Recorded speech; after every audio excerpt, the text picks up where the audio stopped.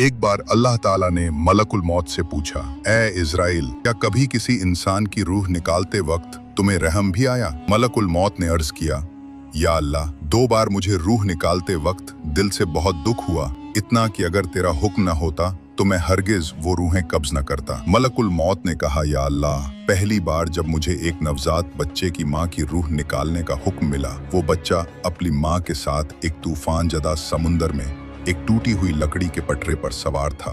उस वक्त उस मासूम बच्चे का इस पूरी कायनात में सिर्फ एक ही सहारा था, उसकी माँ। तब मुझे हुक्म मिला कि उस बच्चे की माँ की रूह कब्ज कर लूं। या रब, उस लम्हे दिल फट गया, उस मासूम पर बेपनाह रहम आया। और दूसरी दफा एक बादशाह, उसने शौक और आरजू से एक शहर बनवाया था, इतना शानदार कि पूरी दुनिया में वैसा शहर कहीं और नहीं था। जब वो बादशाह अपने उस नए शहर का दीदार करने पहुंचा और उसका पहला कदम शहर के दरवाजे में पड़ा तो मुझे हुक्म हुआ, उसकी जान निकाल लो। उस वक्त मुझे बहुत रोना आया।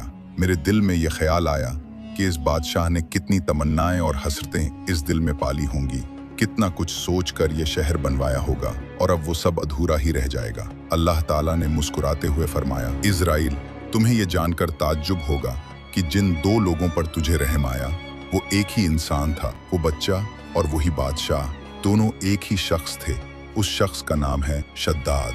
हमने उसे समुंदर के तूफानों में भी माँ के बगैर महफूज रखा, उसे जिंदा रखा, पाला पोसा, उसे दौलत और शान और शौकत की बुलंदियों तक पहुंचाया। लेकिन जब वो ताकत और दौलत के इस मुकाम पर पहुंचा तो उसने हमारी वहदानियत को चैलेंज करता है